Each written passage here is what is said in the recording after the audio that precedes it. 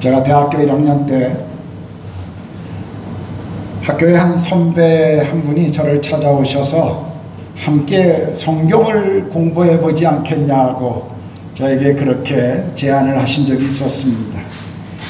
그때 저는 아주 좋은 교회 대학부에 소속되어 있었고 또 여러 가지 그런 훈련을 받고 있었기 때문에 그다지 새로운 것을 또 배워야 한다고 하는 그런 마음의 여유뿐만 아니라 열망도 별로 없었습니다. 필요도 별로 느끼지 않았습니다. 그래서 그 제안을 제가 거절했습니다. 그리고 난 이후에 몇 개월이 지나고 난 이후에 다시 한번 그분이 저에게 와서 성경을 공부하면서 함께 주님을 알아가지 않겠냐라고 다시 재차 저에게 이야기를 하셨습니다. 근데 그때는 제가 그분 앞에 함께 하겠노라고 그 제안을 수락했습니다.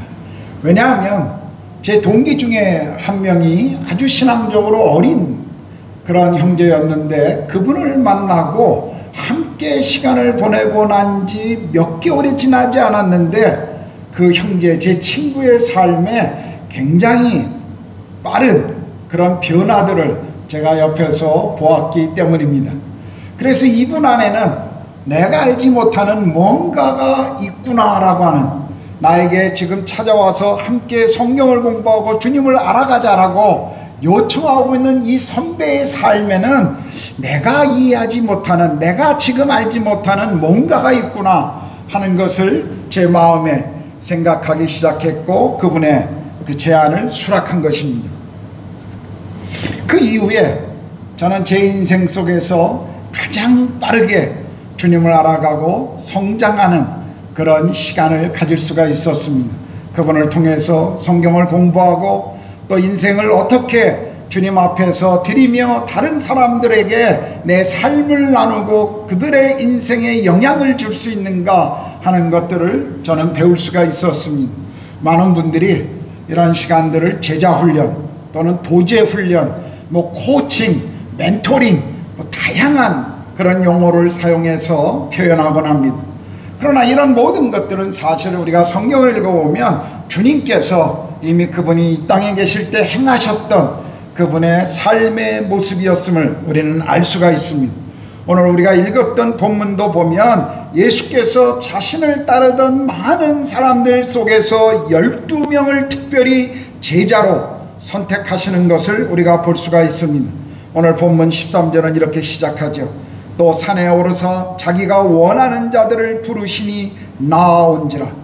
같은 사건을 다루고 있는 누가복음 6장 12절에 보면 예수께서 기도하시러 산으로 가사 밤이 새도록 하나님께 기도하시고 제자들을 선택했다라고 기록하고 있습니다. 성경을 읽어보면 우리 주님께서는 어떤 중요한 것을 결정할 때 늘 밤을 새시며 철야로 기도하신 것을 우리가 알 수가 있습니다. 주님께서는 자기가 원하는 자들을 부르셔서 제자로 세우시기 위해 지금 밤을 새워 기도하시고 자기가 선택할 12명을 지금 부르신 것입니다. 왜 그렇게 하셨을까요? 왜 주님은 이 12명을 선택하는 데 있어서 그렇게 신중하고 또 밤새 철야로 기도하시면서 이 일을 행하신 것일까요? 왜냐하면 그분의 전략이 사람들에 있었기 때문입니다. 예수님께서는 이 땅에 하나님의 뜻을, 구원 사역을 이루기 위해 오셨고 그리고 그 십자가와 부활의 사건을 통해 구원의 완성을 전하면서 그 사건을 온 열방을 향하여 전해줄 제자들을 그분은 필요로 하고 있었습니다. 그분은 이 구원 사건을 완성하시고 난 이후에 계속 이 땅에 머무르시는 것이 아니라 그것을 대신하여 이 땅 가운데 이루실 사람들을 필요하다라는 것을 이미 예수님은 알고 계셨습니다. 그래서 이 땅에서 성취할 그 십자가의 사건, 그리고 그 십자가의 의미, 십자가의 목적을 계속 사람들에게 전달할 제자들을 선택하시는 그 전략을 지금 예수님은 사용하신 것입니다. 예수님은 어떤 조직을 만드시지 않으셨죠. 예수님께서는 어떤 단체를 조직한 것이 아니라 사람들을 먼저 부르시기 시작하셨습니다. 왜냐하면 예수님의 관심은 어떤 프로그램이나 어떤 기관의 조직이 아니라 사람들에게 있었기 때문이었습니다. 우리가 성경을 계속 읽어보면요, 하나님께서는 역사의 어떤 큰 변화를 준비하실 때마다 사람들을 선택하시고 그들을 부르신 것을 알 수가 있습니다. 몇 사람, 소수의 몇 사람, 또는 때로는 어떤 한 사람을 부르셔서 하나님의 일을 진행하시는 것을 우리가 알 수가 있죠. 노아를 봐도 그렇고, 하나님은 이스라엘을 애굽에서 부르시기 위해서 모세라고 하는, 그리고 왕정 그 시대를 여는 사무엘을 통해서도 그렇고, 또 다윗을 보더라도 그렇습니다. 그런데 오늘 우리가 본문을 보면 특별히 12명의 사람들을 제자로 부르시고 계십니다. 12명을 부르셨다고 하는 것은 이 큰 어떤 역사적인 변화, 그 이상의 의미가 있다는 것을 지금 내포하고 있습니다. 여러분, 구약 성경에 이스라엘이라고 하는 한 민족의 출발은 어디서부터였습니까? 물론 아브라함이었습니다. 그러나 한 나라의 민족이라는 것을 이룬 것은 야곱의 12아들로부터입니다. 그 12아들이 12지파를 이루어서 이스라엘이라고 하는 한 나라를, 민족을 이루게 하신 하나님의 의도가 있었죠. 그리고 그들을 통해서 온 열방에 하나님의 살아계심, 그분이 누구신가를 증거하기 위해서 하나님은 그 12아들을 사용하셨습니다. 그런데 우리가 아는 것처럼 이스라엘은 자기에게 주어진 그런 놀라운 특권만 가진 채 하나님이 그들을 부르신 목적을 잃어버린 채 살아가고 있었습니다. 그래서 예수께서 이 땅에 오셨을 때 특별히 12명의 제자를 다시 부르시면서 이 12명이라고 하는 이 숫자, 하나님이 앞으로 이루실 하나님의 나라 교회 공동체를 이뤄갈 최초의 사람들, 그 12명을 지금 주님이 부르신 것입니다. 유대인들은 이 숫자를 굉장히 중요하게 여겼던 민족입니다. 이 12라고 하는 숫자는 완전수이고 충만한 숫자였습니다. 그러므로 지금 예수께서 12제자를 세우신다는 것, 그것은 앞으로 있게 될 하나님 백성들의 공동체를 대표하는 숫자로 지금 12를 불렀다고 하는 것을 우리가 알 수가 있습니다. 자, 그렇다면 왜 그들을 불렀을까요? 14절이 그 부르신 목적을 설명하고 있습니다. 이는 자기와 함께 있게 하시고 또 보내사 전도도 하며, 이 말씀은 무엇보다도 예수께서 제자들을 부르신 첫 번째 이유는 제자들과 예수님이 함께 하시기 위함이라는 것입니다. 제자들을 부르셔서 자기와 함께 하시기 위함이었는데, 왜냐하면 가장 많이 그리고 가장 잘 가르칠 수 있는 교육적인 수단이 바로 함께 있는 것이기 때문에 그렇습니다. 함께함으로 주님은 제자들을 가르치신 것입니다. 성경에 보면 제자들과 거의 2년 반 이상의 시간을 보내셨습니다. 기도하는 삶을 통해서 제자들에게 기도를 가르치셨죠. 하나님의 말씀인 성경을 어떻게 사용하는가를 제자들에게 가르치셨습니다. 사람들을 어떻게 대해야 하고 어떻게 섬겨야 하는가를 예수님께서 보여주시면서 제자들을 가르치셨습니다. 하나님의 나라가 무엇인지, 그리고 인생의 진정한 가치와 그 삶을 이뤄가는 것이 무엇인지 예수께서 먼저 제자들에게 보여주셨습니다. 어떻게 죽는 것이 참다운 죽음인지, 그리고 죽음 이후에 무엇이 우리를 기다리고 있는지, 그 사실을 예수님께서는 제자들과 함께 하시면서 가르쳐 주신 것입니다.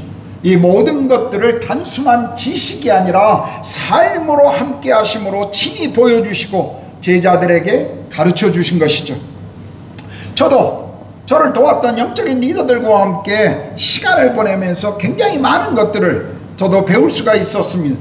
저는 기도에 대해서 정말 제 마음에 깊이 배웠던 것은 기도가 무엇이냐, 성경 공부를 통해 지식을 알았던 그때가 아니라 성경 공부를 하던 내 영적인 리더들과 함께 밤을 지새며 새벽에 눈을 떴을 때 그 영적 리더들이, 정말 주님을 따라가는 믿음의 사람들이 제가 눈을 뜰 때마다 목격한 것은 다 벽 쪽을 향해서 무릎을 꿇고 기도하고 있던 그분들의 모습이었습니다.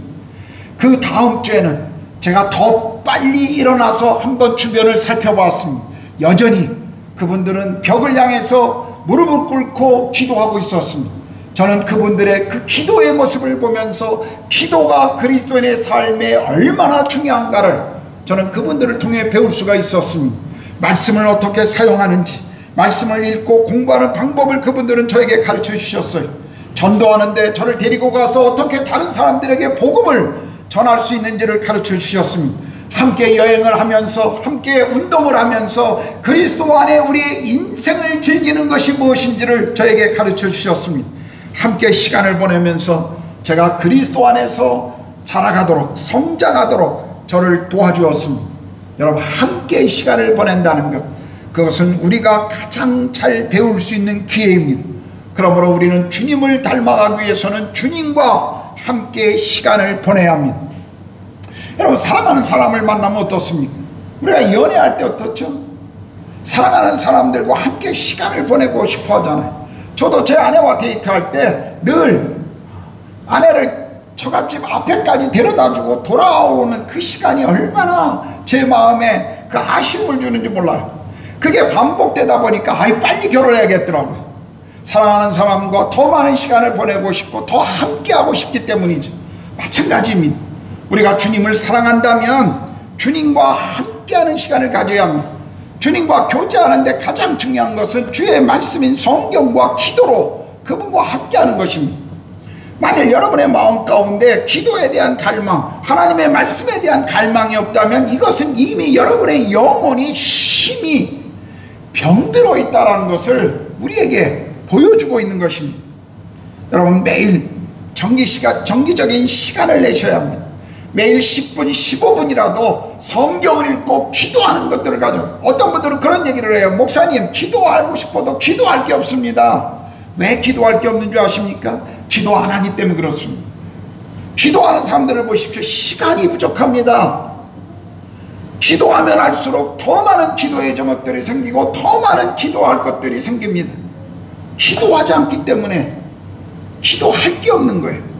여러분, 말씀을 읽어보십시오. 그 말씀 안에서 나를 향한 그분의 계획, 나를 향하신 그분의 사랑을, 이 사랑의 편지를 읽어보십시오.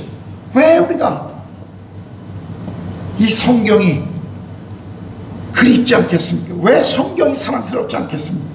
여러분, 매일 정기적인 시간들을 내고 그렇게 시간을 내서 주님과 교제하는 것뿐만 아니라 그리고 교회 안에 믿음의 사람들과 함께 성경을 공부하고 함께 기도하고 함께 교제하는 그런 모임들 속에 참여하는 것이 그래서 중요한 것입니다. 이것은 굉장히 중요하죠. 주님은 지금 그렇게 제자들을 부르시고 함께 시간을 보내고 계신 거예요. 또 한 가지 주님이 부르신 다른 이유는 보내어 전도하게 하심이라고 말씀하시죠. 귀신을 쫓아내는 권능을 주셨다고 했는데 사실 그런 능력들도 복음을 전하기 위한 수단으로 주님이 그것을 허락하신 것입니다. 그러므로 중요한 목적은 보내어 전도하게 하신다는 것입니다. 여러분, 누가복음을 보면 12 제자를 가리켜 사도다 이렇게 불렀습니다. 사도라는 말은 보냄을 받았다라는 뜻입니다. 오늘날 표현으로 하면 아마 선교사라는 말과 같은 의미일 것입니다. 그리스도인들은 죄된 세상에서 부름받아서 하나님의 나라의 백성이 된 사람들입니다. 하나님이 우리를 세상으로부터 불러 하나님 나라의 백성이 되게 한 것은 여기 머물러 있으라고 하신 것이 아니라 이것을 통해서 다시 훈련되어져 세상을 향해 나가라고, 세상에 나가서 하나님의 나라의 이 가치를 전하라고 주님이 우리를 부르셨다는 것을 우리 잊지 말아야 합니다. 그러므로 우리는 세상에 파송받은 하나님 나라의 선교사들이고 하나님 나라의 백성들이라는 것입니다. 여러분, 그리스도인인 우리 모두는 사역자만이 아니라 선교사만이 아니라 우리 모두는 이미 세상에 하나님으로부터 파송받은 선교사라는 것을 우리는 잊지 말아야 합니다. 고린도후서 5장 20절에 보면요, 그러므로 우리가 그리스도를 대신하여 사신이 되어 하나님이 우리를 통하여 너희를 권면하시는 것 같이 그리스도를 대신하여 간청하노니 너희는 하나님과 화목하라. 여기 죄인들과 하나님과 화목하기 위해서 하나님이 우리를 세상에서 하나님 나라의 대사로 보내셨다라고 지금 말씀하고 있죠. 한 나라를 대표하는 것은 그 나라의 대사입니다. 한 나라의 대사는 보낸 나라를 대표하듯이 하나님께서는 우리를 하나님의 나라를 대표하는 자들로 이 땅에 보내셨다는 거예요. 그러므로 여러분과 저는 이 땅에 하나님 나라의 대사입니다. 이 책임과 함께 우리는 특권을 가지고 있는 것이에요. 제발 세상에서 조금 없다고, 남들보다 조금 가진 게 덜하다고, 남들보다 조금 밑에 있다라고 쫄지지 마세요. 제발 그런 거 가지고 인생이 여러분의 움츠려들지 마세요. 우리는 하나님 나라에 대해서, 하나님 나라를 대표하기 위해서 여기에 있는 사람들이에요. 우리를 통해서 하나님의 나라와 하나님이 드러나기를 원하시는 것입니다. 어떤 분들은 이 세상에 살면서 정말 이 땅에서 조금 더 못 가진 것 때문에, 조금 더 낮아진 위치 때문에 얼마나 움츠리고 있는지 몰라요. 여러분 좀 당당하셔야 합니다. 내가 누구인지를 정말 바로 알아야 합니다. 하나님은 우리를 보내어 이 땅에 대사로 삼으셨다는 것을 잊지 마십시오. 여기 마태복음 28장 19절 20절에도 보면요, 그러므로 너희는 가서 모든 민족으로 제자를 삼으라. 여기 모든 민족으로 제자를 삼으라고 말씀하셨어요. 여러분 예수님의 제자들은요 12명 거의 대부분이 갈릴리 주변을 벗어난 적이 없는 사람들이었습니다. 정말 시골 사람들이에요. 그런데 그런 사람들을 향해서 예수께서 온 민족을 제자로 삼으라고 지금 선언하고 계신 것입니다. 너무 웃기지 않습니까? 예수님 조금 너무 도가 지나친 말씀 아닐까요? 그런데요 정말 이들로 시작해서 세상이 바뀐 것입니다. 오늘 복음이 우리까지 찾아올 수 있었던 이유, 이 12명의 헌신이 있었기 때문입니다. 12 제자를 부르셨다는 것, 이건 단순히 인터넷 시대의 빠른 변화들 또는 뭐 어떤 다른 스타벅스 커피점이 늘어난 세상을 놀라게 하는 어떤 경제적인 사건들, 이런 것과 지금 뭐에 비교할 수가 없는 것입니다. 이건 차원이 다른 얘기예요. 지금 예수님이 12명을 부르셨다고 하는 것은 세상을 구원하는 스토리의 시작인 것입니다. 하나님의 구원 역사를 어떻게 이뤄가실 것인가, 그분의 전략이 지금 드러나고 있는 사건입니다. 오늘 말씀에 12 제자를 부르신 이야기, 예수님 당시나 또 지금이나 또 미래의 세상 전체를 하나님의 구원의 잔치로 사람들을 초대하기 위해 사람을 부르신, 그분의 제자를 부르신 혁명적인 사건이었던 것입니다. 그런데요 16절에서 19절까지 선택된 12명의 제자들의 이름이 소개되고 있습니다. 한번 볼까요? 이 12를 세우셨으니 시몬에게는 베드로라는 이름을 더하셨고, 또 세베대의 아들 야고보와 야고보의 형제 요한이니 이들에게는 보아너게 곧 우레의 아들이라는 이름을 더하셨으며, 또 안드레와 빌립과 바돌로메와 마테와 도마와 알페오의 아들 야고보와 및 다데오와 가나나인 시몬이며 또 가룟 유다니 이는 예수를 판 자더라. 여러분 오늘 성경이 소개하는 이 12명을 좀 보십시오. 12명의 공통적인 특징이 뭡니까? 다 평범한 사람들입니다. 이 12명의 사람들이 가진 가장 두드러진 특징은요, 당시에 아무도 유명한 사람이 한 명도 없다라는 거예요. 여러분 제가 만일 예수님이었다면, 그리고 세계 복음화의 일꾼들을 제가 만일 부르기를 원했다면, 아마 예루살렘에 당시 잘 나가고 있는 제사장들, 서기관들, 아마 그런 사람들 가운데 선택했을지 모르겠어요. 그런데 예수님께서는 갈릴리 북부 호수 주변에 사는 정말 이름 없고 별 볼 일 없는 평범한 사람들을 부르셨습니다. 대도시도 아니고 시골 바닷가 출신들입니다. 12명의 제자들 가운데 오직 가룟 유다만 남쪽 유대 사람이고 나머지 11명은 다 그 당시 이스라엘 사람들이 천하게 여겼던 저 북쪽 지방 사람들이었습니다. 직업도 갈릴리 호수의 어부나 세리와 같은 특별한 것이 없었어요. 교육적인 배경을 보면 특별히 공부한 사람도 없습니다. 정말 예수님이 구원 역사를 이루기 위해서 선택한 제자들이라고 말하기조차도 부끄러운, 대부분 그런 사회적 배경, 백그라운드가 없는 그런 사람들이었습니다. 정말 세상적으로 볼 때 무언가 내세울 것이 하나도 없는 사람들이에요. 직업, 고향만 그랬습니까? 성격적으로도 이 제자들은 아주 다양했어요. 시몬은 성경에 보면 정말 나서기 좋아하고 성격이 조급하고 굉장히 다혈질이고 충동적인 사람이었습니다. 그런데 오늘 성경에 보니까 그 시몬을 반석이라고 하는 의미를 가진 베드로라는 이름을 예수님께서 그 시몬에게 지어주셨죠. 이 방방 뜨는 이 시몬을 반석과 같은 견고한 사람으로 앞으로 만들어 갈 것이다. 그것을 지금 이 이름을 주시면서 지금 예수께서 표현하신 것입니다. 우리는 요한 1서, 2서, 3서를 읽으면서 보통 사도 요한이 얼마나 사랑의 사람인가, 야사에, 교회 야사에 하면 그는 죽을 때 눈이 멀어서 귀가 잘 들리지 않는 그 나이 많아서 거의 죽게 되었을 때 사람들이 무언가를 물어보고 그리고 우리에게 예수님에 대해서 말씀해 달라고 그러면 사도 요한은 죽을 때까지 계속 강조했던 것이 하나님은 사랑이니라. 그러므로 너희가 서로 사랑하라고 말씀하셨다고 합니다. 요한 1서 2서 3서를 읽어보면 얼마나 사랑에 대한 것을 우리에게 요한이 가르쳐주고 있습니다. 그래서 우리는 흔히 사도 요한을 사랑의 사도라고 말하죠. 그런데 오늘 성경에 보니까 그는 사랑의 사도가 아니라 우레의 아들이라는 별명을 가지고 있었습니다. 왠 줄 아십니까? 요한은 사랑스러운 사람이 아니었습니다. 우리가 아는 것과는 정반대의 사람이에요. 그는 혈기가 왕성했던 청년이었습니다. 어느 날 누가복음 9장에 보니까 예수님이 제자들과 함께 사마리아로 들어가고 있는데요, 이들이 예루살렘으로 여행한다는 것을 알았던 사마리아 사람들이 예수님을 거부합니다.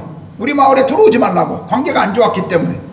근데 그때 그들을 보고 요한이 뭐라고 그런지 아세요? 9장 54절에 보니까 선생님, 하늘에서 그냥 불을 내려서 이 사람들을 멸해버립시다. 천둥 번개를 쳐서 이 사람들 싹 죽여버리자는 거예요. 그렇게 혈기왕성하고 성격이 아주 강했던 사람이 요한이었습니다.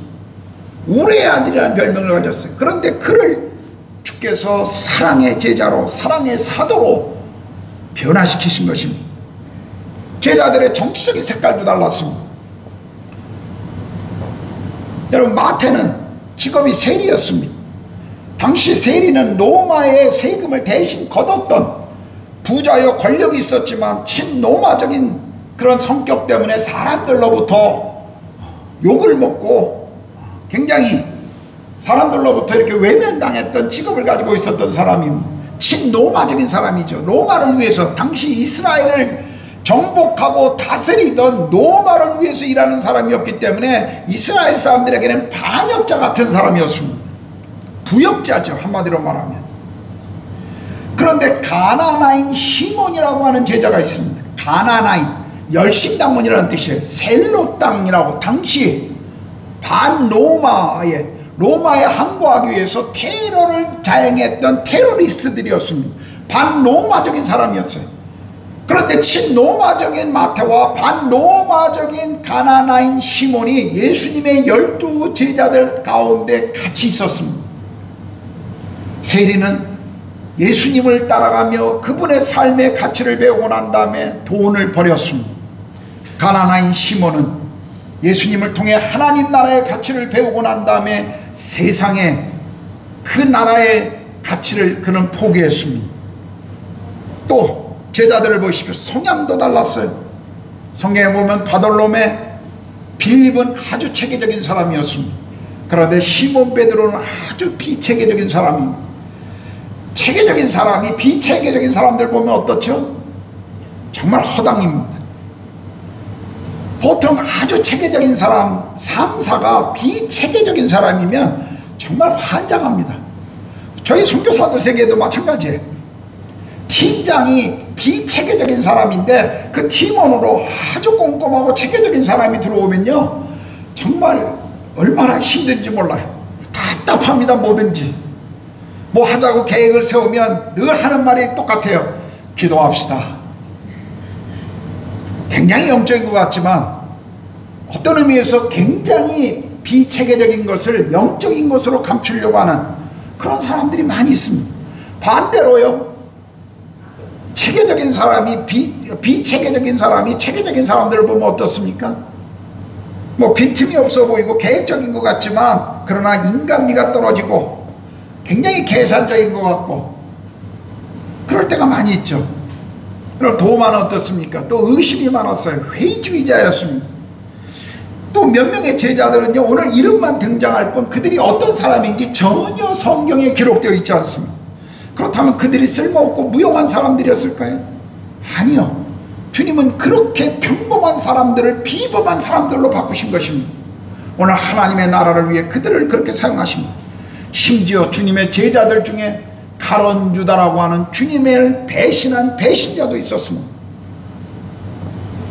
물론 배신은 가룟 유다만 한 것은 아니었습니다. 대표적인 것은 시몬 베드로도 주님을 모른다고 배신했습니다. 그러나 중요한 것은 베드로는 자신의 잘못을 깨달았을 때 주님 앞에 회개하고 통회하고 나왔지만, 유다는 스스로 자기 목숨을 끊어 자기 죄를 스스로가 감당하려고 했다는 것이죠. 무엇은 차이입니까? 우리가 실수 없는 사람이 어디 있겠습니까?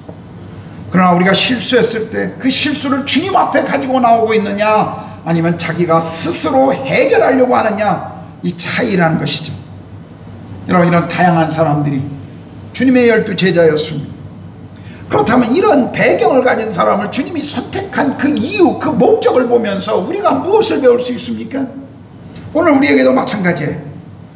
그분이 앞으로 세우실 교회 공동체, 하나님 나라의 백성의 공동체는 배경, 백그라운드, 교육적인 거, 피부색, 경제적인 거, 교육의 수적, 지방, 직업, 성격, 그 어떤 것도 중요하지 않다라는 것을 우리에게 지금 보여주고 있습니다. 여러분, 오늘 한국교회, 우리 한국교회가 갖고 있는 아픔 중에 하나는 오랫동안 한국교회 안에 있는 이 이념에 대한 갈등입니다. 우리 전쟁을 경험한 세대들이 우리 믿음의 선배들이기 때문에 교회 안에 이 공산주의, 좌파, 우파, 얼마나 이거 가지고 오늘날까지 싸우고 오늘날까지 갈등하고 있는지 모릅니다. 교회가 우파냐 좌파냐 가지고 목사가 우파적 성격이냐 좌파적 성격이냐. 여러분, 교회에 우파가 어디 있고 좌파가 어디 있습니까? 우리는 예수의 권위 아래에 있는 사람들이에요. 물론 우리가 어떤 이념적인 생각들을 가지고 좋아할 수 있습니다. 그러나 그것이 우리가 믿고 있는 복음의 능력, 하나님 나라의 가치보다도 더 우선시될 수 없다는 것, 우리는 그거 알아야 합니다. 우리 공동체, 우리 교회 공동체, 우리가 가지고 있는 성도들의 배경, 백그라운드가 어떻든 간에, 그리고 우리가 생각하고 있는 정치적 이념이 무엇인 간에 그것이 우리를 나눌 수 없다는 것을 우리는 알아야 합니다. 그리스도만이 우리 공동체의 중심이십니다. 주님이 다양한 배경과 다양한 성격, 그리고 다양한 약점을 가진 평범한 사람들을 부르셔서 그분의 제자로 삼으신 것, 그 이유를 우리는 무엇인지 배워야 하는 것입니다. 주님께서는 이 제자들의 삶을 우리가 추적해보면, 주님께서는 이런 평범하고 정말 별 볼 일 없어 보이는 사람들을 부르셔서 비범한 사람들로 변화시키는 것을 우리가 보게 되죠. 정말 돈만 만졌던 세리, 칼을 들고 있었던 시몬, 갈릴리 바다에서 잔뼈가 굳고 험악했던 어부들, 어떻게 이런 사람들을 초대교회를 세우는 지도자들이 되었을까요? 이유는 하나입니다. 주님이 그들과 함께 하셨습니다. 주님이 그들과 함께 하셨고 그들의 삶에 영향을 미치셨습니다. 주님은 24시간 그들과 함께하며 그들과 숨을 쉬며 그들과 함께 가르치고 함께 시간을 보냈던 것입니다. 그들은 예수님께 말씀을 배웠어요. 그들은 성령을 받은 사람들이었습니다. 여러분, 우리도 예수를 믿고 성령을 받은 사람들입니다. 우리의 성격과 개성은 다르지만 예수님의 제자들이 그 이후에 자기들이 있는 곳에서 작은 예수로 살아간 것처럼 오늘 우리에게도 동일한 주님의 부르심이 있는 것입니다. 우리도 성격과 개성과 모든 것이 다르지만, 그러나 우리 안에 성령님이 우리를 동일하게 오늘 이 땅에 우리가 머무는 곳에서 예수의 공동체로, 작은 예수로 살아가기를 그분이 원하고 있다는 사실입니다. 이 12명의 제자들, 그 중에 한 명은 자살로 실패했습니다. 그러나 그들을 주님이 사용하셔서 신약 시대를 여는 인물들로 그들을 주님이 사용하신 것입니다. 이 12명의 제자들을 보면서 우리도 정말 예수님을 만나야 한다는 것입니다. 여러분, 주님을 만나야 우리가 주님의 제자로 살아갈 수가 있습니다. 주님을 만난 사람들은 제자가 되어야 합니다. 여러분, 제자라는 것이 특별한 사람들을 말하는 것 아니죠. 특별히 무언가를 배우거나 무언가를 아는 사람만이 제자가 되는 것이 아니죠. 성경은 모든 그리스도인들을 다 제자라고 말하고 있습니다. 우리는 제자가 되어야 합니다. 성령의 통치를 받아야 합니다. 성령님이 함께하는 삶을 살아야 돼. 그래야 우리가 제자의 삶을 살 수가 있습니다. 오늘날 이 시대를 살아가는 우리에게 있어서 제자의 역할은 무엇일까요? 여러분, 인터넷 시대, 이런 비대면의 시대가 찾아오고 있는 이때에 정말 제자는 필요 없는 존재가 되었을까요? 우리 삶의 현장에서는 제자가 필요 없는 것일까요? 그냥 유튜버와 같은 그런 SNS와 같은 그런 것을 잘 다루는 탁월한 사람들만 있으면 됩니까? 정말 그것이 오늘 신앙의 삶을 지탱시켜 줄까요? 저는 그렇지 않다고 생각합니다. 여러분, 코로나 팬데믹 시대에도 비대면의 시대에도 변한 것은 하나도 없습니다. 우리는 수많은 것들이 변화되고 과거의 것과 돌아갈 수 없다고 말하지만, 그러나 실상 본질적인 것에서는 변한 것이 하나도 없어요. 사람들의 죄, 사람들 안에 있는 이기심, 그 죄로 인하여 찾아오는 죽음, 심판, 어떤 것도 변한 것이 없습니다. 그것을 바꿀 수 있는 것 하나도 없습니다. 그러므로 지금이야말로 정말 주님을 따르는 제자가 필요한 시대라는 것을 알아야 합니다. 그리스도인이라는 이름 가지고 있지만 세상과 물질을 우상으로 섬기는 사람들에게 그 우상을 버리고 주께로 돌아와야 된다고 말해줄 수 있는 제자가 필요해요. 주일에 한 번 예배를 드림으로 겨우 신앙생활에 연면하고 있는 사람들을 향해서 정말 주님의 제자가 되어야 한다고, 그 하나님의 자녀들을 다시 깨우는 사람들이 우리 가운데 있어야 한다는 것입니다. 하나님의 나라를 위해 사는 것이 아니라 여전히 사망의 종로로 타고 있는 사람들을 향해서 깨워야 하는 주님의 사람들이 이 시간에도 필요합니다. 아버지가, 우리가 섬기는 우리 아버지가 누군지도 모르고, 그리고 나를 위해서 예수께서 행하신 그 십자가의 사랑과 부활의 능력이 무엇인지 모르고 살아가는 사람들을 위해서 정말 그들을 깨울 수 있는 제자가 필요한 것이죠. 지금 이 시대 교회와 그리스도인들 정말 잠을 자고 있습니다. 아주 깊이 자고 있어요. 여러분, 우리부터라도 이 잠에서 깨어나야 합니다. 우리부터라도 이 잠에서 깨어나야 돼요. 왜 사람들이 오늘 교회에 실망하고 있습니까? 왜 사람들이 교회로부터 떠나가고 있죠? 왜냐하면 그들이 보고 싶은 정말 주님을 위해 살고 있는 제자들이 없기 때문이에요. 교회 안에 들어와 보지만 여전히 세상과 다를 것이 없는 사람들을 보면서 사람들은 교회 안에서도 신앙을 보지 못합니다. 왜 그럴까요? 우리 모두가 제자로 살고 있지 않기 때문에 그렇습니다. 여러분, 다시 한번 성경을 읽어보십시오.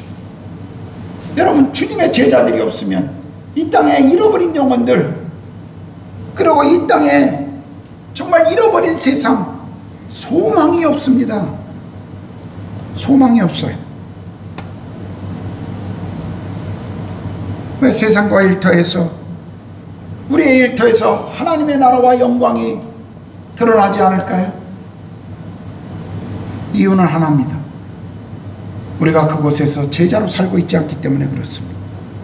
여러분과 제가 주님의 제자로 살아가지 않기 때문에 사람들은 실망하는 것입니다. 오늘 한국교회가 참 많은 손가락질과 조롱을 당하고 있어요. 그래서 많은 그리스도인들조차도 움츠러들고 있습니다. 자신이 그리스도인이라는 것 말하는 것 부끄러워합니다. 특별히 목사들, 요즘 목사들끼리 농담이 어디 가서 목사라는 거 말하기 참 부끄러운 시간이 되었다라고 목사들끼리 그런 얘기합니다. 그러나요, 여전히 어두운 이 시대를 밝히고 사람들을 깨울 수 있는 것, 영혼들을 구원하는 것, 그건 주님을 따르는 사람들의 일입니다. 우리는 잃어버린 영혼들을 우리 삶의 현장에서 구원해야 될 사람들입니다. 우리의 일터에서 하나님의 나라를 보여주어야 합니다. 그것이 제자의 삶인 것입니다. 여러분, 영혼 구원의 일, 하나님 나라의 가치를 드러내는 일, 그 목회자와 같은 전임 사역자들의 일입니까? 그렇지 않습니다. 성경이 어디 목회자들에게, 선교사들에게만 그 일을 맡기고 있나요? 그렇지 않아요. 오늘 세상은 어두움이 깊어지면 깊어질수록 교회가 더 많은 어려움에 비난 가운데 직면하면서 사람들은 더 주님을 정말 따라가는 주님의 사람들을 보고 싶어 합니다. 제자를 보고 싶어 합니다. 살았으나 실상은 네가 죽었노라고 주님이 책망했던 교회의 모습이 아니라 우리는 다시 깨어나야 합니다. 어느 날 주님이 우리에게 이것을 물으실 것입니다. 세상은 정말 주님을 따르는 사람들을 보고 싶어 합니다. 우리는 다시 이 제자의 부르심 앞에 응답해야 합니다. 기도하겠습니다.